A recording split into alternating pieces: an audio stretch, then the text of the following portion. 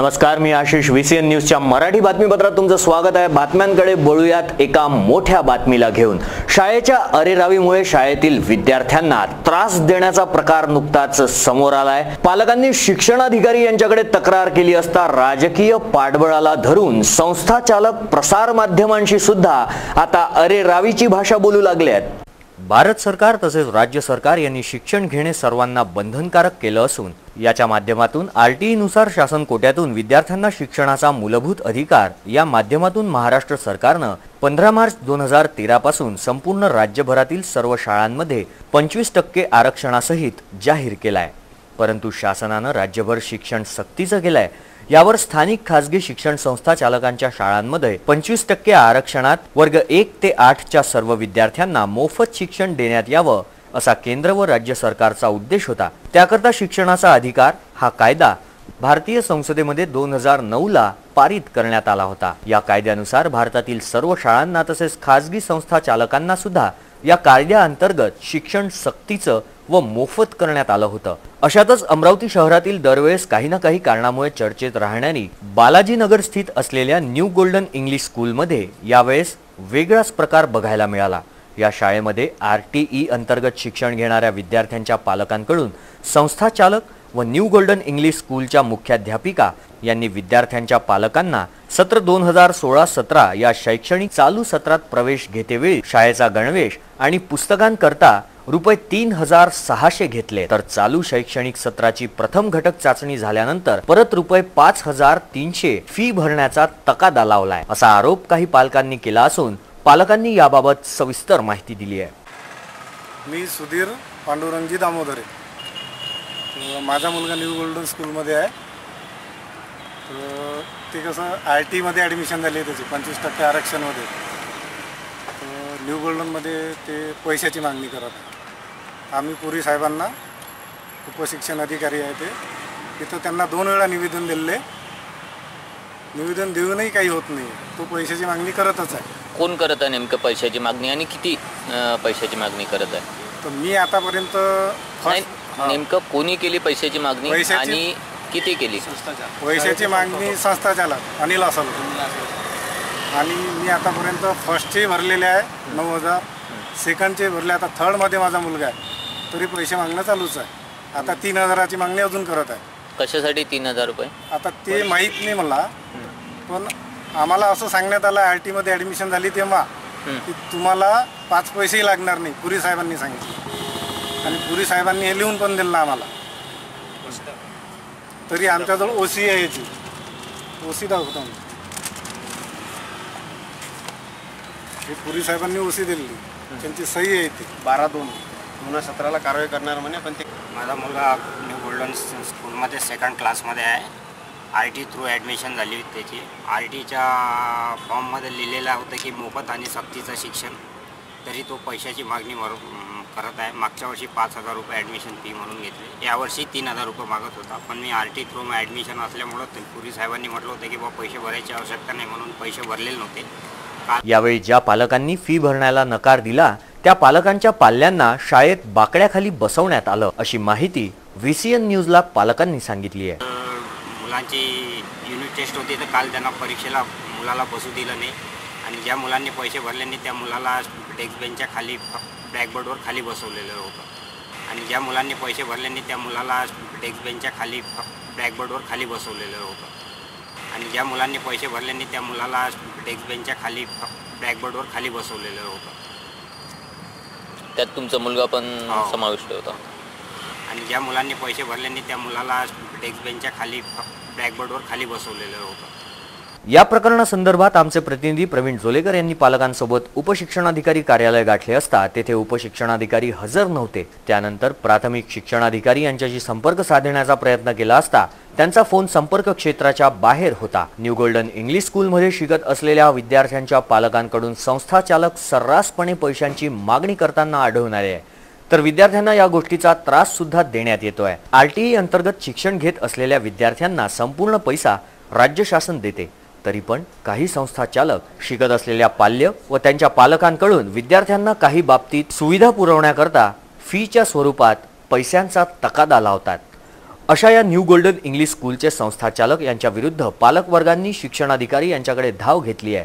परंतु new golden English स्कूलचे संस्थाचालक हे भारतीय जनता पार्टीचे अमरावती शहरातील एक अधिकृत पदाधिकारी असल्यानं त्यांच्यावर भारतीय जनता पार्टीचा वरद हस्त असल्यामुळं राजकारणाचं पाठबळ असल्याचं सुद्धा आढळून आलंय. त्यामुळे बिनधास्तरित्या संस्थाचालक हे आपली अरेरावी न्यू गोल्डन इंग्लिश हायस्कूलमध्ये शिकत असलेल्या विद्यार्थ्यांच्या पालकांवर गाजवतायत. परंतु संस्थाचालक यांना याविषयी फोनवर संपर्क साधला असता त्यांनी आमच्या प्रतिनिधींना काय सांगितले ते ऐका. तर सर मला एक विचारायचं असं होतं की त्यांचं जे म्हणणं आहे की ते पैसे वगैरे मागतायत त्याच्याविषयी आपलं काय म्हणणं आहे सर? म्हणजे आपण कशासाठी पैसे मागतोय? माझं असं म्हणणं आहे की पहिले आरटीचा जो कायदा आहे जी तो कायदा पालकांनी नीट वाचून घ्यावा. ओके. आणि शासन आम्हाला ज्या हेडमध्ये पैसे, समजा आता उदाहरणार्थ एखाद्याची ऍडमिशन आरटी मध्ये रामकृष्ण मध्ये एचपीएम मध्ये झाली आणि एचपीएम मध्ये स्पोर्ट्स कॉम्प्लेक्स आहे, तर स्पोर्ट्स कॉम्प्लेक्सचा मेंटेनन्स, त्या कोचचा पगार, याच्यासाठी तर पालकांना पैसे घ्यास लागत. इंडो ग्रीस मध्ये जर स्विमिंग टँक आहे तर स्विमिंग टँकचं पाणी बदलवणं, त्या कोचची फी पगार देणं, याचे पैसे शासन आम्हाला या हेडमध्ये देत नाही. ज्या ज्या शाळेत ज्या ज्या सुविधा आहेत त्या त्या शाळेत त्या त्या हेडमध्ये ते लोक. तुमचं असं म्हणणं आहे की आपण शिक्षणाची जी फी होती ती मागत नाही, आपण इतर जे फॅसिलिटी आपण शिक्षणाची फी मागतच नाही आम्ही. गव्हर्नमेंट आम्हाला ऍडमिशन फी, शैक्षणिक शुल्क, एक्झाम शुल्क, टर्म फी हे देते. म्हणजे ते तर 4% शासन आम्हाला दिलंच नाही आजपर्यंत अजून. पण हा भाग वेगळा आहे समजा. पण शासनाच्या विषया व्यतिरिक्त ज्या कल्चरल ऍक्टिव्हिटी किंवा जे आम्ही स्पोर्ट्स घेतो, त्याचे पैसे मागताय असं म्हणायला त्याचे पैसे आम्ही त्याचे पैसे मागून आम्ही रिसर्च पावती देतो. आणि मी त्यांना तेच सांगितलं की तुम्ही एज्युकेशन ऑफिसकडे जा म्हटलं ना त्यांना.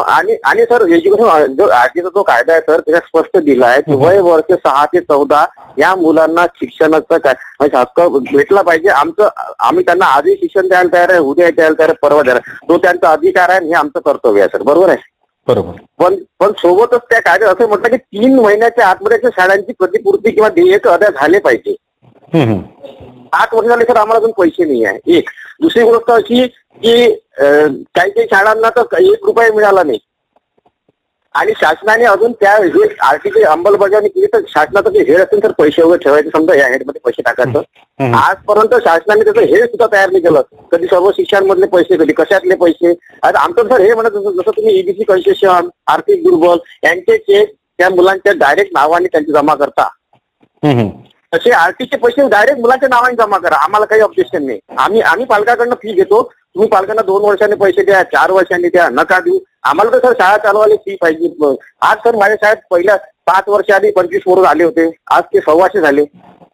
दुसऱ्या वर्षी 50 झाले, तिसऱ्या वर्षी 75 झाले, मागच्या वर्षी 100 झाले, यावर्षी 1,200 पोरं झाले. म्हणजे माझ्या शाळेची जर 600 स्टेट असेल तर 300 पोरं सर फुकट शिकवण्याच्या शाळेत किती झालं होतं. दुसरा त्यांचा एक म्हणणं प्रश्न असा होता की 2016-17 या शैक्षणिक सत्रात आरटी अंतर्गत विद्यार्थ्यांमध्ये आपण जवळपास 3600 रुपये त्यांना पुस्तक आणि ड्रेससाठी मागितले होते. नाही खोटं आहे. तुम्ही या शाळेत वाढलं तुम्ही तुम्हाला दाखवतो. बोर्डचे बोर्ड लावले शाळेत, it is not compulsory to purchase books and uniform from the schools. आणि शाळेतून पुस्तकं वह्या देणं हे घेणं बंधनकारक नाही आहे. शाळेचे ते रोल नाही आहे. शाळेतून त्यांना सांगा की शाळेत बोर्ड लागला आहे की नाही, किंवा त्यांना तुम्ही हे विचारा की तुम्हाला शाळेतून पुस्तक घ्यायला कोणी बंधनकारक केलं काय म्हणा. वारंवार मुख्याध्यापकांना त्यांना म्हणतात पैसे मागण्यासाठी हे तगादा लावला जातो असं पण सुद्धा त्यांचं म्हणणं आहे. 1 नंबर साहेब सर. कसं आहे, आता तुम्ही मी तुमच्यावर कोणते आरोप करू शकतो? जे आरोप कायद्याला धरून आहे ते आरोप केले तर त्याला स्टँड होईल. आणि त्यांना तुम्ही विचारा ना की तुम्हाला पुस्तकं वह्या घ्यायसाठी शाळेतून कोणत्याही प्रकारची सक्ती आहे का म्हणा, की शाळेत बोर्ड लागलेला आहे किंवा तुम्हाला शाळेत पुस्तक घेणं जरुरी नाही आहे, तुम्ही कुठूनही घ्या, आमचं ते म्हणणं नाही. शाळेत त्याची बाकायदा लिस्ट लागली आहे की या क्लासमध्ये एवढे पुस्तक आहे, तुम्ही कोणत्याही पुस्तकमधून घ्या, आमचं काहीही म्हणणं नाही आहे. नाही कसं आहे लक्षात घ्या सर, आता शासनानं थोडं चुकते. हे बीपीएल वगैरे हे जे शासनानं जे सवय लावली आहे की सर लोकांनी फुकटची, मला तुम्ही सांगा सर, हाच आरटीचा पालक माझ्या शाळेच्या ट्रान्सपोर्टमध्ये 800 रुपये महिना. आता सर मी त्यात काय करणार मध्ये सर, आता की हे जे या पालकांनी जे डॉक्युमेंट मला सबमिट केले, कोणी 20,000चा दाखला जोडला, कोणी 40,000 दाखला जोडला, कोणी भाडे पावती दुसऱ्या दिल्या, या सर्वांची आता आम्ही व्हेरिफिकेशन करणार आहे. कारण शाळेला ते अधिकार आहे. आणि जर याच्यात जर कोणी खोटे दाखले दिले असेल तर त्याच्यावर फौजदारी दाखल करू आम्ही आता 420. जर हे आणि यांची सायकोलॉजी कन्सर्न झाली आहे की बा आरटीचे ऍडमिशन झालं म्हणजे आम्ही शाळेचे शाळेवरचे अधिकार गाजवून आले, किंवा एक पालक असं म्हणे की आम्ही तुमची शाळा होती मागितली म्हणजे शासन आम्हाला शाळा दिली. म्हणजे आता एक बोलायची पद्धत आहे का रेग्युलेटरी सोबत? असं नाही. आरटीचे पालकांना असं वाटतं सर की आम्ही शाळेत ऍडमिशन घेतली म्हणजे शाळेवर उपकार केले किंवा आम्ही जसं म्हणू तशी शाळा झाली पाहिजे. आता मला तुम्ही सांगा एखादी टपराची बाई तर अब्सेंट आहे समजा, त्या दिवशी जर शाळा धाडल्याने गेली तर काय त्याला अध्यक्ष किंवा प्रिन्सिपल मॅडम धाडणार आहे, क्लासेस धाडणार आहे? आता आपली भूमिका काय राहणार आहे त्याच्यावेळी? आमची काहीच भूमिका, आमची एक संघटना sir MESTA, Maharashtra English school trustee association, या असोसिएशन तर्फे आम्ही शिक्षण अधिकारी, डेप्युटी डायरेक्टर पुण्याला भव्य मोर्चा काढला होता. तावडे साहेब 4 बैठका झाल्या, पण काही सोल्युशन निघत नाही. आता अमरावतीत टप्प्याटप्प्यानं सर्व शाळा आता असं करतील आमच्या संघटनेतर्फे की जोपर्यंत पालक ओढत जाणार नाही तिथे ऑफिसमध्ये आणि हा पैशावर वर जाणार नाही तोपर्यंत शासन ते जागा होणार नाही. हा त्याचाच एक पार्ट आहे. हा याची सुरुवात झालेली आहे की शासनाला आता याची कुठं ना कुठं दखल घ्यावंच लागत की आमचे पैसे आम्हाला द्यावं लागल. अमरावतीमध्ये बाकी शाळेचा कुठे उल्लेख करण्यात येत नाही, पण नेहमी न्यू गोल्डन स्कूल या गोल्डन इंग्लिश स्कूलचा का बरं विषय समोर येतो? नाही कसं आहे सर, जो बोलते तो दिसते. आणि आम्ही काही चुकीचे किंवा इलिगल काम करत असताना शासन आमच्यावर कारवाई करत, आमचं काही म्हणणं नाही. आता म्हणजे त्यांनी निवेदन दिलं एवढं, तर त्याच्यावर आम्ही स्पष्टीकरण तेच देऊ ना की जर आम्ही ह्या फी घेतो तर तुम्ही ते जे पार्टीचा नियम आहे किंवा आधी जो कायदा तो संशोधन वाचा आणि आम्ही जर काही इलिगल फी घेतो तर सांगावं. आम्ही सांगतो ना की आमच्या शाळेत ज्या ज्या ऍक्टिव्हिटी होते त्याच्या ऍक्टिव्हिटी आम्ही त्यांना पैसे मागू राहिलो आणि ते पैसे त्यांना काही एकदम आज नाही मागू राहिलो. 500-500 भरा, 200 भरा, 100 भरा. त्यांचा सरळ आरोप असा आहे की तुम्ही जर त्यांना म्हणजे पैसे जर त्यांनी तुम्हाला दिले नाही तर तुम्ही त्याला नेक्स्ट सेशनसाठी तुम्ही त्यांना बसू देणार नाही वा काहीतरी चाचणीचा तुम्ही निकाल वगैरे थांबून ठेवणार. सर कसं आहे, सर्व चुकीचे आरोप आहे. हे काहीतरी बेस पाहिजे लढासाठी म्हणून ते करून राहिले. आणि आमचं मला शाळा चालवायची आहे, मला क्वालिटी द्यायची आहे. 4 लोक मी चांगली मुलं तयार करेल तर माझ्याकडे 4 पालक येतील. मी चांगली शाळा चालवणार नाही किंवा चांगले पोरं तयार करणार नाही तर आम्ही आता मला तुम्ही सांगा 7 वाजून 10 मिनिटांनी शाळेची वेळ असते. 7:20ला प्रेयर सुरू होते, 7:30ला पिरियड चालू होते. 7:31ला आम्ही मुलं वापस पाठवतो. त्याचा अर्थच असते दर बुधवारी मुलांचे नेल, त्यांचे केस कापले गेले पाहिजे. शिस्त आहे त्यावेळेस त्याने त्या पोरांना थोडंसं उभं राहून त्यांना हे समजून हे दिले जाते. तर तो पोरगा घरी येऊन सांगतो की मॅडमनं मला काढलं. आता हे कसं आहे, ह्या सर्व बारीक बारीक गोष्टी सर्व त्यावेळेस तो पालक काही बोलू शकत नाही, त्याचा पोरगा वापस पाठवला जातो. त्याला नेहमी त्या आधीच्याच पोरांचा घेऊन प्रॉब्लेम आहे सर. आता मला तुम्ही सांगा तर की आपण स्विमिंग टँकची सुद्धा फी नाही भरली एखाद्या पालकानं, त्या पोराला तुम्ही उद्या पोहू नाही दिलं तर पुन्हा तो तिकून म्हणून मी आर्टिस्ट होतो मला पोहू नाही दिलं म्हणून. बरं तू पोहण्याची फीचे चार्जेसच नाही भरत पाहिजे, तुम्ही कसं पोहू देणार आहे? त्याला चार्जेस लागते, कोर्स लागते, क्लिनिंगला पैसे लागते. आपण हा पालकांसोबत सगळा विषय क्लिअर केलेला होता बरोबर? बिलकुल 100% सर, 100%. आणि आणि त्यांना सर तुम्ही हे विचारा ना की ऍट द टाइम ऍडमिशन तुम्हाला जेव्हा शाळेने सांगितलं की तुम्हाला एवढे पैसे भरावे लागतील तेव्हा तुम्ही कशाला ऍडमिशन घेतली म्हणा. मग तेव्हा सांगायचं की आम्हाला पैसे भरायचे आमची परिस्थिती नाही आहे तर आम्ही जे प्रवेश घेऊ शकत नाही, आम्ही दुसऱ्या शाळेत प्रवेश घेतो. बरोबर आहे का? म्हणजे त्यांना आज वेळेवर पैसे नाही मागितल्याने गेले. जेव्हा त्यांचा आधीचा अर्ज आमच्याकडे आला तेव्हाच त्यांना सांगितलं गेलं होतं की तुम्हाला असे पैसे वर्षभर तुमच्या सवयीने कधी भरावं लागतील, काही प्रॉब्लेम. फक्त एक्झामच्या पहिले तुम्हाला पैसे भरावे लागतील, म्हणजे दुसरं सेशन सुरू व्हायच्या पहिले. त्यात सर काही पालक व्हायचे की त्यांनी मागच्या वर्षीचे पैसे नाही भरले होते. तुमच्याकडे पालक आले किंवा जे पालक एज्युकेशन मध्ये गेले होते की त्यांनी त्यांचा पोरगा सेकंड स्टँडर्ड त्यांनी मागच्या वर्षीचे पैसे नाही भरले. सांगा काय करायचं त्यांचं आता? कशी शाळा चालवायची? म्हणजे 25% पालक फी म्हणजे आरटीचे आहे, 25% पालक फी भरत नाही कारण की शासनाने 1 वर्ष त्या कोणत्याही प्रकारची पीसी किंवा हे कंपल्सरी म्हणजे 2 वर्ष पूर्व माझ्या शाळेत शिकतो, 2 वर्ष गोल्डन किसला शिकतो, 2 वर्ष अजून एखाद्या शाळेत शिकतो आणि त्याला कोणत्या प्रकारे पीसी वरची गरज नाही आहे. त्याच्यामुळे तो फी न भरत तुझ्या शाळेत जाऊ शकते. त्याच्यामुळे सर शाळा चालवायची तर कशी चालवायची? जर शासन पैसे देत नाही, पालक पैसे देत नाही तर संस्थेवाल्यांनी काय करायचं, कसं मेंटेनन्स करायचं? रोज सकाळी उठले तर पैसे लागते, स्टेशनरी लागते, इलेक्ट्रिक बिल आहे, सिक्युरिटी गार्ड आहे, बाया आहे, स्वीपर्स आहे, मॅडम लोकांचे पगार आहे, चिल्लर मेंटेनन्स आहे, नळ तुटते, इलेक्ट्रिक जाते, हे मेंटेनन्स करून भरायचे. आता त्याविषयी एका पोराला काच फोडला, बेसिन तोडले पोट्याने शेतता आज मुलांनी सॉरी, तर काय करणार आहे आता? हे पैसे काय पालकांना मागतो का आम्ही? ते तर आता मेंटेनन्स मध्ये आपल्याला घ्यावंच लागतील ना. ओके. तर अशा संस्था चालकांना वेळीच आळा बसावा अशी मागणी पालकांकडून जोर धरते आहे. वळूयात पुढच्या बातमीकडे. शेतकऱ्यांची सरसकट कर्जमाफी करण्यात यावी या मागणीला घेऊन काँग्रेसने काढलाय जिल्हाधिकारी कार्यालयावर मोर्चा. सरकारच्या फसव्या कर्जमाफी विरोधात काँग्रेसच्या वतीनं दिनांक 29 जुलै रोजी दुपारी 12 वाजता जिल्हाध्यक्ष बबलू देशमुख यांच्या नेतृत्वात जिल्हाधिकारी कार्यालयावर मोर्चा काढण्यात आलाय. शेतकऱ्यांना सरसकट कर्जमाफी देण्याची मागणी यावेळी रेटून धरण्यात आली होती. या मोर्चाची सुरुवात दुपारी 12 वाजता इरविन चौकातून करण्यात आली. यावेळी काँग्रेसचे आमदार यशोमती ठाकूर, आमदार जगताप, जिल्हाध्यक्ष बबलू देशमुख व काँग्रेसचे पदाधिकारी व कार्यकर्ते मोठ्या संख्येने उपस्थित होते।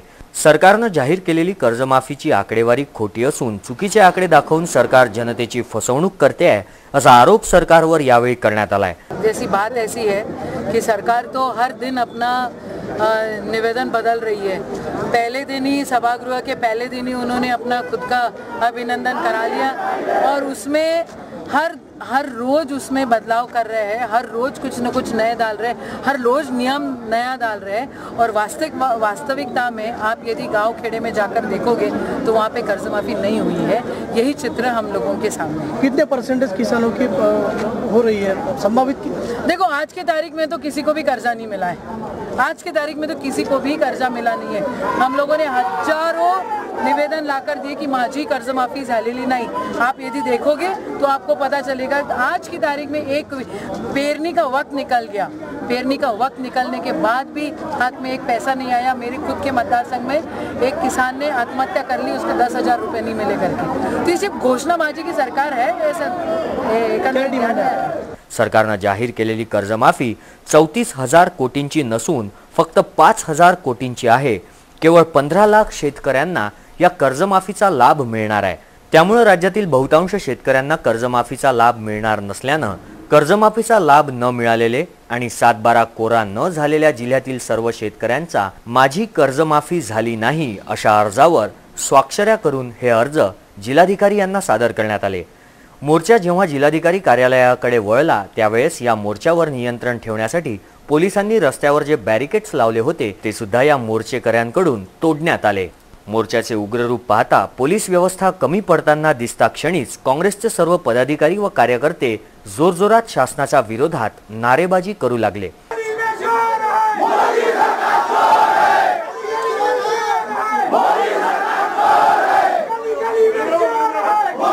आणि अशा परिस्थितीत काँग्रेसचा हा मोर्चा थेट जिल्हाधिकारी कार्यालयावर धडकला व काँग्रेसच्या पदाधिकाऱ्यांनी जिल्हाधिकारी अभिजित बांगर यांना निवेदन देऊन प्रत्येक गावातून व तालुक्यातून शेतकऱ्यांच्या स्वाक्षरी असलेल्या माझी कर्जमाफी झाली नाही असा अर्ज सादर केलाय। यावेळी व्हीसीएन न्यूजला काँग्रेसच्या पदाधिकाऱ्यांनी दिली आहे अधिक माहिती। शेतकऱ्यांची सरसकट कर्जमाफी करू असं आश्वासन 2 महिन्यापूर्वी दिलं। 10,000 रुपये 2 दिवसात देऊ असंही आश्वासन दिलं। एक पैसा शेतकऱ्यांच्या खात्यात जमा केला नाही। त्याच्यामुळं कोणतीही नॅशनलाइज बँक असो की जिल्हा सहकारी बँक असो कर्ज वाटप सुरू करू शकले नाही आणि पुन्हा अमरावती जिल्हा बँक कर्ज वाटप नाही म्हणून बोंबलाला मुख्यमंत्री तयार होता आणि म्हणून तुरीच्या खरेदीचे पैसे अजून मिळाले नाही। जिल्ह्यामध्ये जवळपास 1 लाख क्विंटल तूर शेतकऱ्यांच्या घरी पडून आहे। त्या खरेदीची व्यापाऱ्यांनी 3200, 3300, 3000पासून लूट करणं सुरू केले आणि म्हणून विम्याच्या पैशांसाठी लोक लाईनमध्ये आहेत। ऑनलाईन विमा भर शेतकऱ्यांच्या प्रती काँग्रेसनं दाखवलेली ही आपुलकी बघूयात किती सफळ होते। बघूयात पुढच्या बातमीकडे। स्थानिक महानगरपालिका प्रशासन, कॉन्ट्रॅक्टर, नगरसेवक तसेच प्रशासकीय अधिकाऱ्यांची पोल खोलणारी ही विशेष बातमी। शहरातील सर्वात मोठा प्रभाग अंबापेठशी निगडीत असलेली तसेच महानगरपालिका प्रशासनाचा घोटाळा उघड करणाऱ्या या बातमीवर प्रकाश टाकूया। गेल्या अनेक वर्षांपासून अंबादेवी परिसरातील नाल्यात टाकलेल्या स्लॅबसाठी बांधण्यात आलेले पिल्लर हे चुकीच्या पद्धतीने बांधल्या गेले आहेत। याकडे प्रशासनाचं लक्ष आणून देण्याकरता स्थानिक माजी नगरसेवक व स्थानिक रहिवासी कार्यमग्न होते। शेवटी महानगरपालिका प्रशासनाच्या लक्षात ही बाब आल्यावर हे चुकीचे पिल्लर पाडण्यात यावे यासाठी महानगरपालिका प्रयत्नशील दिसते आहे। मात्र यावर सुद्धा आम जनतेचं नुकसानच होणार आहे। म्हणून व्हीसीएन न्यूजने ही बातमी दोन्ही गोष्टींची शहानिशा करूनच आपल्या समोर मांडण्याचं ठरवलंय। शहराचे बनावे म्हणजेच थोडक्यात सांगायचे तर प्रत्येक राजकारणी पुढारी यामध्ये आपली पोळी शेकण्याचा प्रयत्न करीत होता। यामध्ये काही अंशी ते सफळ सुद्धा झालेत। व्हीसीएन न्यूजची ही विशेष बातमी अमरावतीचे माजी आमदार व महानगरपालिका प्रशासन मिळून अंबादेवी मंदिरामधील येणाऱ्या भाविक भक्तांकरता त्यांच्या वाहनांची पार्किंगची व्यवस्था लावण्याच्या उद्देशाने अंबादेवी मंदिरासमोरील नाल्यावर स्लॅब टाकून त्यावर पार्किंग व्हावी या उद्देशाने एक प्रस्ताव शासन दरबारी देण्यात आला होता आणि हा प्रस्ताव शासनाद्वारे लोकांच्या सोयीसाठी पारित सुद्धा केला गेला। अमरावतीमध्ये या कार्याबद्दल मोठ्या प्रमाणात माजी आमदार, महानगरपालिका प्रशासनाचं कौतुक सुद्धा करण्यात आलं होतं। प्रत्येक नेता या कामामध्ये आपलं नाव यावं व आपण एक मोठं नेतृत्व या शहराचं बनावं याकरता थोडक्यात सांगायचेच तर प्रत्येक राजकारणी पुढारी यामध्ये आपली पोळी शेकण्याचा प्रयत्न करीत होता. यामध्ये काही अंशी ते सफळ सुद्धा झालेत. अंबादेवी परिसरातील वाहनांच्या गर्दीवर नियंत्रण ठेवण्याच्या दृष्टीने आणि भाविकांच्या वाहनांच्या सुरक्षेच्या दृष्टीनं नाल्यावरील या स्लॅबचं कार्य सुरू झालं होतं. स्थानिक जनतेमध्ये उत्साहाचं वातावरण सुद्धा बघायला मिळालं. मात्र हे सर्व अर्धसत्य आहे. खरी परिस्थिती काय आहे आणि त्यावेळच्या प्रशासनानं सामान्य जनतेच्या डोळ्यात कशा पद्धतीनं धूळफेक केली हे VCN न्यूज आपल्या अर्धसत्य या बातमीच्या आधारे इथे प्रसारित करण्याचा एक छोटासा प्रयत्न करते आहे. प्रशासनाने हा पूल बांधण्यासाठी लाखो रुपयांचा निधी जमा केला. या पुलासाठी बांधकामे, टेंडर हे सुद्धा निघाले. ज्या व्यक्तीने या पुलाचा टेंडर घेतला त्याने या पुलाच्या बांधकामासाठी पहिले नकाशा काढला आणि हा नकाशा रीतसर पास करून घेण्याकरता महानगरपालिकेचा इंजिनियर, शासकीय इंजिनियर यांनी या नकाशाची सखोल पाहणी करून अभ्यास करून मगच हा नकाशा पास करण्यात आला आणि या नकाशाप्रमाणे या पुलाची अर्धवट बांधणी सुद्धा करण्यात आली. त्यामुळेच तर या कॉन्ट्रॅक्टरचे बिल प्रशासनानं पास केलं. मात्र आजची या पुलाची परिस्थिती बघता जेव्हा या नाल्यावर हा स्लॅब टाकला गेला तेव्हा या स्लॅबला मजबूतीसाठी नाल्याच्या मधोमध पिल्लर बांधल्या गेले आणि या बांधलेल्या पिल्लरला नाल्यातील कचरा अडकेल आणि पाणी वाहून जाण्यासाठी त्रास होईल या गोष्टी सर्वसामान्य जनतेला सुद्धा लक्षात येत होत्या. मात्र या प्रशासनातील अतिहुशार इंजिनियर व कॉन्ट्रॅक्टरला काहीही समजलं नाही. आज या स्लॅबमुळं किंवा या मधातच बांधल्या गेलेल्या पिल्लरमुळं नाल्याचा कचरा अडवल्या जातोय आणि पावसाळ्यात तर या कचऱ्यामुळं नाल्यातील पाणी व्यवस्थित वाहू सुद्धा शकत नाही आणि हे अडकलेलं पाणी नाल्याच्या बाहेर निघून लोकांच्या घरात घुसतंय. त्यामुळे स्थानिक रहिवासी त्रासून गेले आहेत. VCN न्यूजने या अगोदर सुद्धा या स्लॅबची आणि या त्रासदायक पिल्लरची बातमी प्रसारित केली होती आणि त्याच परिणाम स्वरूप सध्याच्या महानगरपालिका प्रशासनानं या त्रासदायक पिल्लर तोडल्या जावेत याला अनुमती दिली आहे आणि या निर्णयाचं VCN न्यूज पण स्वागत करते आहे. मात्र हा जो स्लॅब टाकला गेला त्यासाठी जे काय वादग्रस्त व त्रासदायी पिल्लर या नाल्याच्या मध्येच बांधल्या गेले आहेत. पण या अगोदर महानगरपालिकेनं ज्यावेळी हे बांधण्याची परवानगी दिल्यात गेली होती तो महानगरपालिकेचा इंजिनियर आणि या चुकीच्या पिल्लरवर कोणताही आक्षेप न घेता त्यावर आपली सही केलेला तो अधिकारी कोण होता हा खूप मोठा प्रश्न उपस्थित केला जातोय. त्यावेळी महानगरपालिका प्रशासनानं इंजिनियर, आयुक्त, नगरसेवक प्रशासन काय झोपलं होतं का? या बांधकामातील चुका त्यांना त्याच वेळी का लक्षात आल्या नाही? ज्या कंपनीने हा स्लॅब या नाल्यावर टाकला त्याने या पुलाच्या मधात पिल्लर उभे कसे काय केले? आज सर्वसामान्य जनतेला हे बांधकाम चुकीचं दिसतंय. मग त्यावेळेस एवढ्या मोठ्या पदावर इंजिनियर, कॉन्ट्रॅक्टर, महानगरपालिका आयुक्त यांना ही चूक का बरं लक्षात आली नाही? आज लोकांच्या रोषामुळे हे वादग्रस्त पिल्लर महानगरपालिका पाडेल. मात्र या सर्व बांधकामाला लागलेला खर्च ही महानगरपालिका देईल की सामान्य जनता देईल हा प्रश्न आणि हा झालेला खर्च कसा वसूल होईल? शेवटी लागलेल्या खर्चातील किंवा व्यर्थ गेलेल्या पैशातील पैन पै ती तुमची, आमची म्हणजे सर्वसामान्य जनतेच्या खिशातून गेलेली आहे. मग हा पैसा कोण देईल? पहिले ज्या कंपनीनं हा स्लॅब टाकला व हे चुकीचं बांधकाम केलं त्यावर कारवाई व्हावी की त्या कंपनीकडून त्यांचे शासकीय कॉन्ट्रॅक्ट काढून घ्यावे, लायसन्स रद्द करावे, त्या कंपनीकडून लागलेला संपूर्ण खर्च व त्यावरील व्याज वसूल करावं आणि महानगरपालिकेच्या त्या सर्व कर्मचाऱ्यांवर कारवाई करण्यात यावी ज्यांनी या चुकीच्या बांधकामावर न कळत किंवा मुद्दाम केलेली डोळेझाक. ही जनतेच्या विकासासाठी खर्च होणारा पैसा आणि तोही जनतेचाच पैसा परत महानगरपालिकेत भरून द्यावा या मागणीला आता जोर धरतोय. त्याबद्दल या सर्व गुन्हेगार कर्मचारी, प्रशासकीय अधिकारी, कंत्राटदार कंपनीनं जाहीर माफी मागावी. तेव्हा कुठे हे चुकीचं बांधकाम महानगरपालिकेनं पाळावं हा आर्त टाहो सामान्य जनतेचा आवाज VCN मार्फत आम्ही झोपलेल्या प्रशासनापर्यंत तसेच अधिकारी व राजकीय पुढाऱ्यांपर्यंत पोहोचवण्याच्या दृष्टीने पुन्हा अशा प्रकारची चूक कोणत्याही प्रशासकीय अधिकारी व राजकीय पुढाऱ्यांनी आपलं नाव मोठे करण्यासाठी, आपलं पोट भरण्यासाठी करू नये यासाठी अर्धसत्य मार्फत VCN न्यूजची ही संपूर्ण बातमी आपल्या समक्ष सादर करण्यात येते आहे. नाही, एक तर तो जो नकाशा मंजूर झाला मंजूर झालेला नकाशाच मुळात व्यवस्थित आहे का नाही या संदर्भामध्ये मागच्या जनरल बॉडी मीटिंगसमोर आम्ही तो विषय आणला होता आणि जनरल बॉडी मीटिंगमध्ये आम्ही निर्णय केला की इंजिनिअरिंग कॉलेजच्या टीमच्या माध्यमातून त्या नकाशाचं व्हेरिफिकेशन आपण करणार आहोत की तो नकाशा योग्य होता की नव्हता आणि त्यांच्या आलेल्या अहवालावर मग आम्ही त्या संदर्भातली लायबिलिटीज फिक्स करू की याला कोण जबाबदार आहे आणि मग त्याच्यातून पैसे वसूल करण्याचा आम्ही या संदर्भातला विचार करणार. पण सध्या याला कोण जबाबदार आहे, कुठून पैसे आणायचे, कुठून पैसे काढायचे, त्याच्याकडून घ्यायचे का, तोपर्यंत ते काम बंद ठेवायचं का, हे करणं उचित होणार नाही.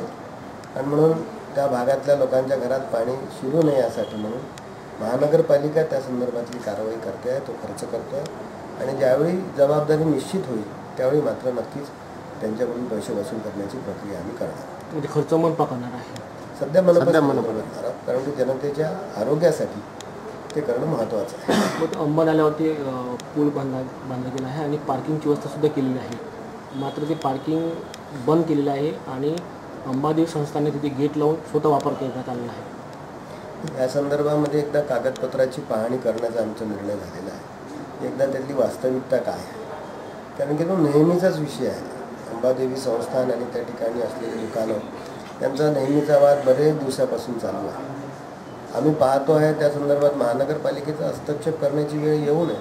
तिथल्याच लोकांनी एकत्रित बसून काहीतरी मार्ग या संदर्भात काढला पाहिजे आणि समजा जर मार्ग निघत नसेल तर कागदपत्राच्या आधारावर जो योग्य असेल त्या पद्धतीने कारवाई महानगरपालिका करेल. पण या संदर्भामध्ये आम्ही बसून एकदा सगळ्या दोन्ही बाजूंनी बसून कागदपत्राची पाहणी करू, त्यावर आम्ही कारवाई करू. ते पिल्लं तोडण्याची प्रक्रिया कधीपासून सुरू होईल? ती 1-2-4 दिवसात आपण करू. संबंधित प्रशासनानं या संपूर्ण बाबीकडे आपलं लक्ष वेधावे हा एकच VCN न्यूजचा उद्देश होता. याचबरोबर मराठी बातमीपत्रात वेळ झाली आहे एका छोट्याशा विश्रांतीची. कुठेही जाऊ नका, बघत रहा VCN न्यूज.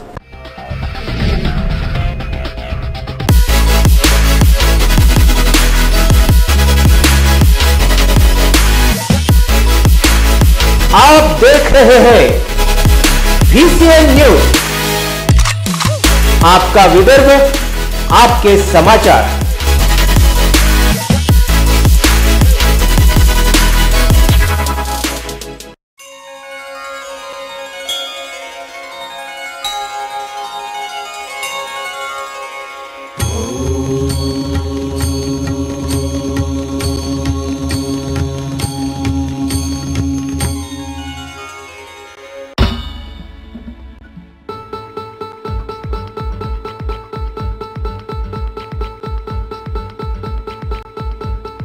घरची शान, घरचा मान, घराकडे तिचे सर्व ध्यान.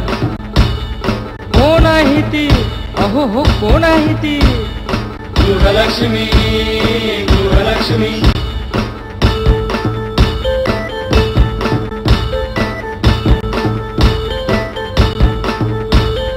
ममते पोटी प्रेमासाठी झटते नेहमी घरच्यासाठी. अहो पण काय केलं तिच्यासाठी, म्हणूनच तर घेऊन आलोय गृहलक्ष्मी, आनंद एका स्त्रीचा. अगं बाई, गृहलक्ष्मी.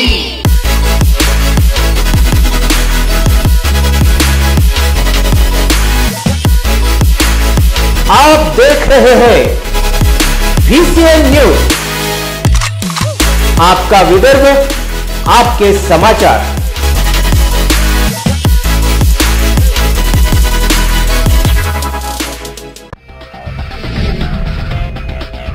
विश्रांतीनंतर मी आशिष पुन्हा एकदा तुमचं स्वागत करतो. वळूयात पुढच्या बातमीकडे. महिला बचत गटांमार्फत जिल्हाधिकारी कार्यालयासमक्ष आपल्या विविध मागण्यांना घेऊन आंदोलन करण्यात आलंय. जाणून घेऊया त्यांच्या समस्या. अमरावती महिला बचत गट महासंघानं जिल्हाधिकारी यांना निवेदन दिलं होतं. त्यांनी या निवेदनामध्ये काही मागण्या ठेवल्या होत्या. त्यातील काही प्रमुख मागण्या होत्या की शालेय पोषण आहार बनवण्याचं कार्य हे पहिले महिला बचत गटाला देण्यात यावं. मात्र त्यामुळं महिलांच्या हाताचा रोजगार शासन हिरावून घेत आहे. आणि रोज गरम आहार देण्याऐवजी पॉकेटबंद आहार दिल्यानं बाळांचं कुपोषण खरंच थांबणार आहे का? पाकिटबंद आहारामुळे बाळाला किती केमिकल युक्त अन्न दिल्या जात आहे याचा विचार सुद्धा प्रशासन करत नाही. मात्र या पाकिटबंद आहाराच्या नावावर हे मंत्री किती काळा बाजार करतील यावर तरी लक्ष शासन देऊ शकेल का? म्हणजे आमच्या हाताचं काम हिसकावून आमच्या पोटावर लाथ मारून हे मंत्री स्वतःचं पोट भरणार आहेत का? मुख्य मागण्या अशा आहे की आजपर्यंत 2005 पासून जे आम्ही काम घेण्यात आलो आणि ज्या बचत गटासाठी शर्ती अटी होत्या त्या शर्ती अटी ठेवून आम्हाला बचत गटाला सगळ्यांना काम मिळालं पाहिजे. आणि हे जे पॉकेटबंद आहार देणार आहे हा 24 महिन्याचा पॉकेटबंद आहार राहणार आहे. म्हणजे तो ताजा राहण्यासाठी नक्कीच त्याच्यामध्ये केमिकल मिळवलं जाणार आहे आणि यामुळे बाळाचे आरोग्य धोक्यामध्ये येण्याची 100% गॅरंटी आहे. त्यामुळे आम्ही जो महिला बचत गट आहार शिजवतो हा पोरांना ताजा आणि सकस आहार मिळू शकतो. त्यामुळे आम्हाला काम मिळालंच पाहिजे. नाही तुमच्या मागण्या मान्य नाही झाल्या पुढचं पाऊल करायचं. जर आमच्या मागण्या पूर्ण नाही झाल्या तर आम्ही पहिल्यांदा 8 दिवसानंतर साखळी उपोषण करू आणि त्यानंतर आमरण उपोषणाला बसू. 12 आणि म्हणूनच आम्हाला न्याय मिळावा, आमच्या हाताला कामं मिळावी, आम्हाला परत मिळावी यासाठी आजपर्यंत आम्ही अनेक निवेदने जिल्हाधिकारी, पालकमंत्री, मुख्यमंत्री इतकंच काय तर प्रधानमंत्री मोदींपर्यंत पोहोचण्याचा प्रयत्न केला. मात्र आम्हाला अजूनपर्यंत न्याय मिळाला नाही, आमच्या मागण्या पूर्ण झाल्या नाही. म्हणून आम्ही नाईलाजास्तव जिल्हाधिकारी कार्यालयावर ठिय्या आंदोलन सुरू केलं आहे. असं म्हणत हे आंदोलन पुढे पण आमच्या मागण्या पूर्ण होतपर्यंत सुरूच राहणार आहे. वेळ पडल्यास आणखी आंदोलन तीव्र करू असा इशारा अमरावती महिला बचत गट महासंघामार्फत देण्यात आला आहे. याबाबत महिला बचत गट अध्यक्ष यांनी दिली अधिक माहिती. गरिबांच्या पोटावर सहसा पाय देत आहे शासन. जे नवीन शासन आलेलं आहे त्यांनी कोणतीही कदर न करताना हा उपक्रम राबवला आहे. आणि तसं कसं आम्ही 12 महिने सहन करतो आहे की आम्हाला बिल नाही आहे. 12 महिने झालं आम्ही आमच्या स्वतःच्या खर्चानं बचत गट चालवत आहे आणि बचत गटापासून शासनाला बरंच काही मिळून राहिलं तरीही आम्ही त्यांची मदत करून राहिलो. आम्हाला बिल नसतानाही आम्ही घरून पैसे लावून लहान मुलांचं पोषण करून राहिलो. हे किती उत्तम गोष्ट आहे. पण तरीही गव्हर्नमेंट समजायला तयार नाही आहे. हे मोठ्या मोठ्या लोकांना कॉन्ट्रॅक्ट देऊन हा पूर्ण आहार त्यांच्या मार्फत शिजवण्यात येणार आहे. आणि पॉकेटचं काय होणार आहे? शेवटी पॉकेटचा तसंही अन्न मुलं खात नाही. पूर्ण पॉकेटचा माल म्हशींना, डुकरांना, गायींना जातो. त्यांच्या अड्या त्याच्यामध्ये आणि जाळे सुद्धा असतात. त्यामुळे ते खात नाही. आणि आम्ही जो गरम ताजा आहार पाठवून राहिलो तो मुलांना जातो, मुलं खातात, मुलांचं पोषण होते त्यापासून. आणि गव्हर्नमेंट बघा आमच्याकडे किती लक्ष देते. आमचा 12 महिन्याचं पेमेंट शिल्लक आहे. आम्हाला पूर्ण 12 महिने झाले आम्हाला आमचं पेमेंट नाही मिळालं. 75 रुपये किलो शेंगदाण्याचं हे करतोय. आमचं आहारचं युनिट काय आहे? युनिट काय आहे? 4 रुपये 92 पैशानं आम्ही काम करून राहिलो. 5 रुपयात कोणचा माणूस 5 रुपयात नाश्ता करते? 5 रुपयात पोट तरी भरते काय? आम्ही नाश्ता आणि खिचडी, जेवण दोन्ही 4 रुपये 92 पैशांमध्ये देऊन राहिलो. मग आमचे 12 महिने बिल पण नाही आहेत. मग आम्ही अजून किती सहन करायचं? मागणी काय आहे की आमचा आहार गेला नाही पाहिजे. आमचा आहारही जायला नको आणि आम्हाला युनिट पण वाढून पाहिजेत आमचे. आणि आमचे पैसे पण वाढून. वळूयात पुढच्या बातमीकडे. भारताचे पंतप्रधान नरेंद्र मोदी यांचा मन की बात हा जनतेला उपदेशात्मक कार्यक्रम अमरावतीमध्ये 350 ठिकाणांवरून जनतेला ऐकवला जाणार आहे. अमरावती वासियांनी हा कार्यक्रम नक्की ऐकावा यासाठी महानगरपालिका तसेच भारतीय जनता पार्टी मार्फत चालवली जाते एक विशेष मोहीम. भारतातील शहरी व ग्रामीण भागातील सर्वच लोकांपर्यंत भारतीय व्यवस्था कशी चालू आहे व लोकांची समस्या जाणून घेणे, त्यावर उपाययोजना करणे व संदर्भात भारताचे प्रधानमंत्री नरेंद्र मोदी यांना मन की बात हा प्रोग्राम आकाशवाणीवर गेल्या 2 वर्षांपासून सुरू केला आहे. या कार्यक्रमाच्या माध्यमातून आज जवळपास 33 वेळा प्रधानमंत्री यांनी संवाद साधलाय. हा प्रयोग बऱ्याचपैकी यशस्वी सुद्धा झाल्याचे चित्र दिसतंय आणि याच अनुषंगानं मन की बात हा प्रोग्राम जास्तीत जास्त जनतेपर्यंत पोहोचावा यासाठी अमरावती महानगरपालिका व भारतीय जनता पार्टीचे कार्यकर्त्यांनी कंबर कसलेली दिसते. त्यासाठी अमरावतीमध्ये 334 ठिकाणांवरून मन की बात मार्फत होणारा संवाद जास्तीत जास्त लोकांपर्यंत पोहोचवण्यासाठी तसेच त्यांना ऐकवण्यासाठी काही स्थळे तयार करण्यात आली आहे. 30 जुलैला प्रधानमंत्री मन की बात या कार्यक्रमाअंतर्गत देशाला संबोधणार आहे. या 34व्या कार्यक्रमाचं संभाषण जास्तीत जास्त लोकांनी ऐकावं यासाठी महानगरपालिकेनं शहरातील 124 ठिकाणे ठरवली आहेत.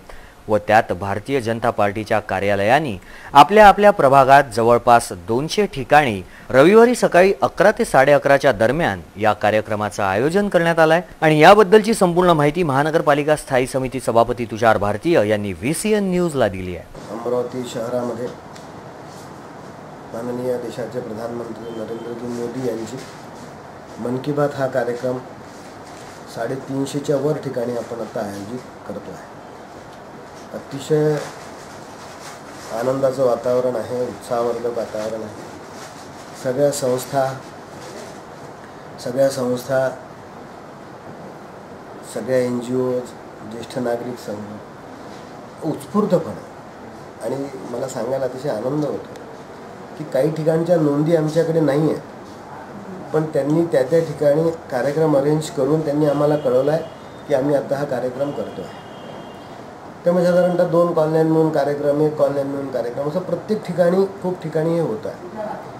त्यामुळे जो उद्देश या कार्यक्रमाचा होता की सर्वसामान्य जनतेने तो कार्यक्रम ऐकणं सुरू करावा की जेणेकरून देशाच्या प्रधानमंत्र्यांचा विचार वेगवेगळ्या विषयावर जनतेपर्यंत पोहोचतील, एक संवाद सुरू होईल आणि हा देश अग्रेसर होण्याच्या दृष्टीने सर्वांचं योगदान त्याच्यामध्ये राहणार आहे आणि त्यात आम्ही आता यशस्वी होतो आहे असं आम्हाला दिसतं आहे। त्यामुळे सगळ्यांना माझी अजून एक वार विनंती आहे की आपण सामूहिकपणाने हा कार्यक्रम करावा। देशातला हा पहिला कार्यक्रम आहे। माननीय प्रभाकरराव वैद्यांशी या संदर्भात चर्चा झाली, ते सुद्धा हनुमान व्यायामशाळेच्या कार्यक्रमामध्ये उपस्थित राहणार आहे। त्यानंतर पद्मश्री पाळेकर आहे, ते पण सुद्धा जयप्रभा कॉलनीच्या कार्यक्रमाला उपस्थित राहणार आहे। सगळे अधिकारी लोक उपस्थित राहणार आहे। मी सुद्धा स्वतः गुरुकुल व्यायामशाळेमध्ये जो कार्यक्रम आहे त्यामध्ये राहणार आहे। माननीय महापौर, उपमहापौर, स्थायी समिती सभापती सगळे आपापल्या एरियामध्ये त्या कार्यक्रमामध्ये उपस्थित राहणार आहे। त्यामुळे हा कार्यक्रम अधिक जास्त स्थानी होण्यासंदर्भात माझी नागरिकांना विनंती आहे की आपण सगळ्यांनी मिळून या कार्यक्रमात हजर राहावं आणि माननीय प्रधानमंत्र्यांची मन की बात हा सर्वसामान्य जनतेपर्यंत पोहोचवून हे विचार लोकांपर्यंत पोहोचवण्यासाठी सगळ्यांनी सहकार्य करावं आणि आपण सर्व पत्रकार मंडळी, सगळी चॅनल यांनीसुद्धा या कार्यक्रमात सहभागी व्हावं एवढीच विनंती मी आपल्याला करतो आहे। वळूयात पुढच्या बातमीकडे। श्रावण महिन्याच्या पर्वावर साईनगर येथील साई मंदिरात सामूहिक पारायण सुरू करण्यात आलंय। हे पारायण दिनांक 31 जुलैपर्यंत करण्यात येणार आहे। श्रावण मासाच्या निमित्तानं अमरावती शहरातील साईनगर श्री साई बाबा मंदिरात सामूहिक श्री साईबाबा चरित्र ग्रंथ पारायणाचं आयोजन करण्यात आलंय। दिनांक 24 जुलैपासून सुरू झालेल्या या पारायणाची समाप्ती 31 जुलैपर्यंत होणार असून साई मंदिरातील हॉलमध्येच पारायण सुरू आहे। या पारायणात जवळपास 250 ते 300 भक्त बसलेले असून यात स्त्री वर्गाची संख्या मोठ्या प्रमाणात दिसते आहे। साई मंदिरात सुरू असलेल्या या पारायण सोहळ्यामुळे सर्वत्र परिसर हा आध्यात्मिक झालेला दिसतोय। अनेक भाविक साईबाबांच्या दर्शनाला नेहमीच येत असतात। विशेषतः दर गुरुवारी मंदिरात भाविकांची बाबांच्या दर्शनासाठी रीग लागलेली असते। साई मंदिर ट्रस्ट व भक्तांमार्फत या भक्तांसाठी गुरुवारी महाप्रसादाचं सुद्धा आयोजन केल्या जात आहे। दिनांक 31 तारखेला होणाऱ्या या पारायण सोहळ्याच्या समारोपाप्रसंगी पारायणकर्त्या भक्तांसाठी व यजमानांकरिता महाप्रसादाचं आयोजन करण्यात आलंय।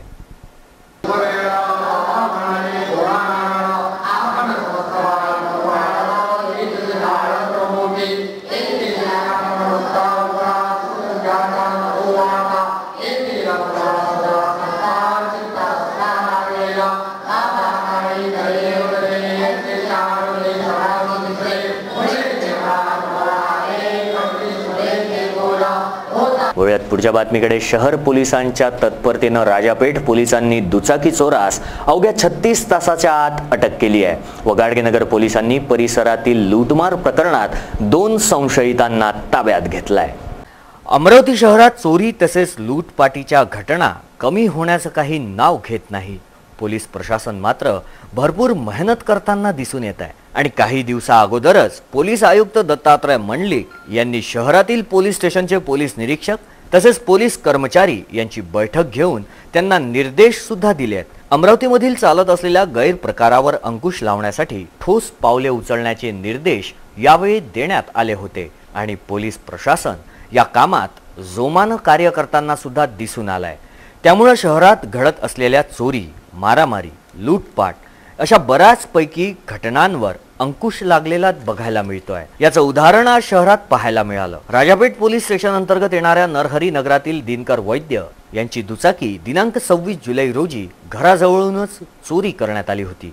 याची तक्रार वैद्य यांनी दिनांक 27 तारखेला राजापेठ पोलीस स्टेशनमध्ये नोंदवली होती. यावर तपासणी करण्याच्या हेतूनं पोलीस गुप्त माहितीच्या आधारे कार्यरत होतीच. मात्र मिळालेल्या गुप्त माहितीच्या आधारे पेट्रोलिंग करत असताना पोलीस कर्मचाऱ्यांना या दुचाकीच्या चोराची माहिती मिळाली व राजापेठ पोलीस स्टेशनचे पोलीस निरीक्षक किशोर सूर्यवंशी यांच्या मार्गदर्शनाखाली राजापेठचे पोलीस कर्मचारी दिनेश नांदे, प्रदीप लोणारे, प्रशांत इंगळे व मंगेश माहोरे यांनी वाहन चोरास अटक केली. गोपाळ मधुकर थोरात असं या वाहन चोराचं नाव असून हा राजापेठ पोलीस स्टेशन अंतर्गत चौरेनगर येथील रहिवासी आहे.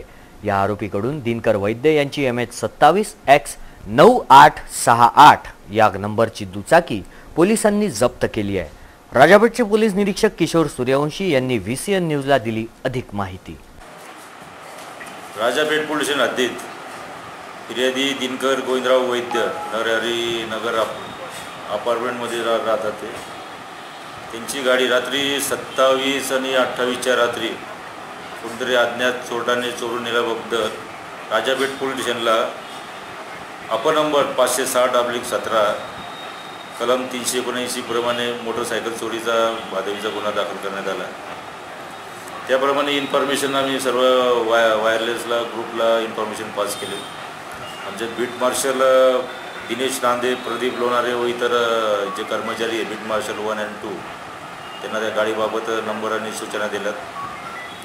त्यांनी त्या गाडीच्या रेकॉर्डवरचे गुन्हेगार गोपाळ मधुकर थोरात याच्याजवळ ते गाडी असल्याचे त्यांना इन्फॉर्मेशन गुप्त बातमीदार माहिती मिळाली. त्याप्रमाणे त्याच्या घराजवळ ट्रॅप लावल्यावर तो आल्यावर तर गाडी आणि गुन्हेगार याला ताब्यात घेऊन पोलीस स्टेशनला आणलेला आहे. गोपाळ मधुकर थोरात हा रेकॉर्डवरील अट्टर घरगुडी करणारा गुन्हेगार आहे. तो आताच जेलमधून रिलीज झालेला. त्याच्या विरुद्ध भरपूर पोलीस स्टेशनला घरगुडीचे गुन्हे आहेत.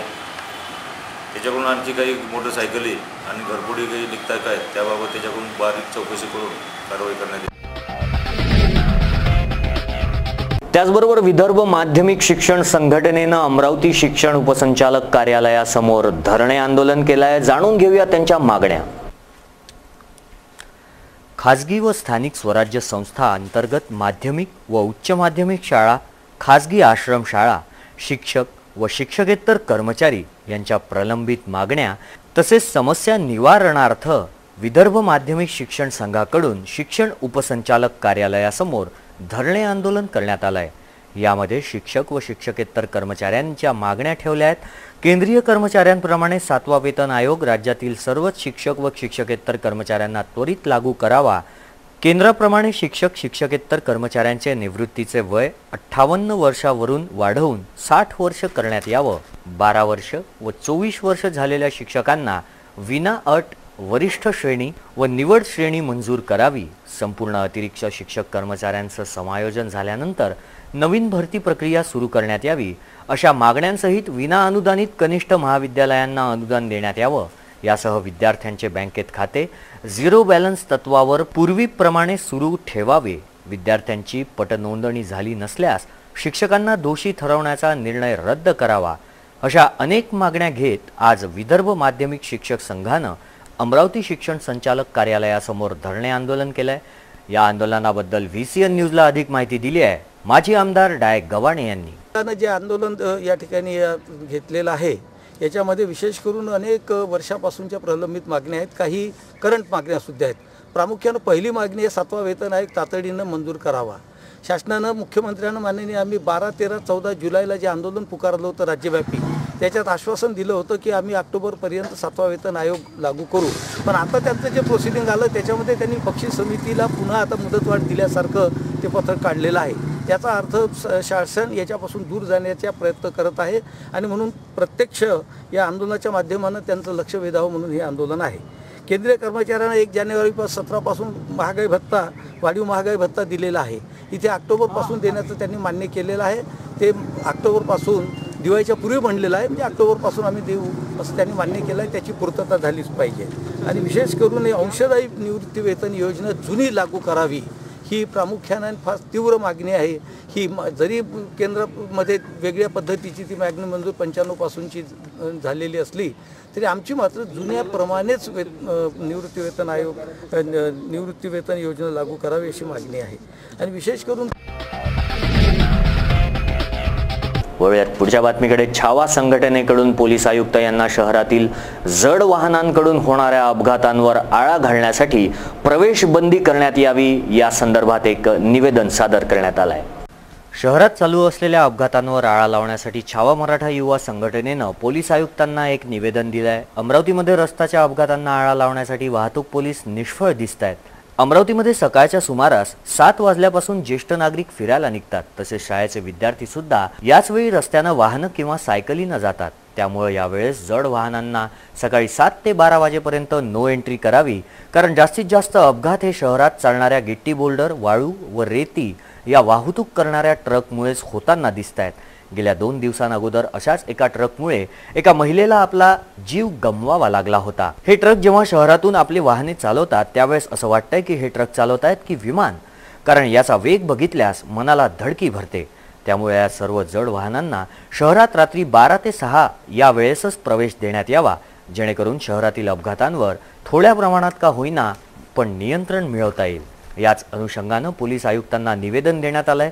यावेळी छावा मराठा युवा संघटनेच्या वतीनं महाराष्ट्र प्रदेश उपाध्यक्ष अंबादास काचोळे यांनी VCN न्यूजला दिली आहे अधिक माहिती. निवेदन देतेवेळी छावा संघटनेचे पदाधिकारी व कार्यकर्ते मोठ्या संख्येनं उपस्थित होते. आम्ही आज दिनांक 28/7/2017 रोजी माननीय पोलीस आयुक्त यांच्याकडे 26/7/2017 रोजी जे इरविन चौकामध्ये ॲक्सिडेंट झाला होता त्या संदर्भात हे निवेदन देण्यात आलं. या माध्यमातून आमचं फक्त यांना एकच म्हणणं आहे की शहरात रेती, गिट्टी बोल्डर हे बंद व्हावेत. यामुळे सर्वात जास्त ॲक्सिडेंट आमच्या शहरात होत आहे. त्यामुळेच आमची अशी अपेक्षा आहे की लवकरात लवकर हे रेती, गिट्टी बोल्डरचे ट्रक लवकरात लवकर बंद व्हावे आणि त्यांची नो एंट्रीचा टाईम बदलण्यात यावा ही आमची मागणी आहे. कामरगाव येथील आठवडी बाजारामधील श्री लक्ष्मी ऑनलाईन लॉटरी सेंटरमधील 50,000 रुपयांचं साहित्य चोरी झाल्याची घटना दिनांक 29 जुलै रोजी 6 वाजताच्या सुमारास उघडकीस आली आहे. पोलिसांनी दिलेल्या माहितीनुसार कामरगाव येथील रहिवासी हिम्मत देशमुख यांच्या स्वतःच्या मालकीच्या दुकानाचं मध्यरात्री चोरट्यांनी दुकानाचं कुलूप तोडून ऑनलाईन सेंटरमधील 50,000चे साहित्य लंपास केल्याचं सांगितलंय. फिर्यादी हिम्मत देशमुख यांच्या तक्रारीवरून कामरगाव पोलीस चौकीमध्ये अज्ञात इसमाविरुद्ध गुन्हा नोंदवला असून कामरगाव पोलीस चोरट्याचा तपास करतायत. नरेंद्र बोरकर, कामरगाव, VCN न्यूज, अमरावतीसाठी. तर हे होतं आजचं मराठी बातमीपत्र. मराठी बातमीपत्रात आज वेळ झाली आहे इथेच थांबण्याची. विदर्भाशी जुळलेले ज्वलंत प्रश्न जाणून घेण्यासाठी बघत रहा VCN न्यूज. नमस्कार.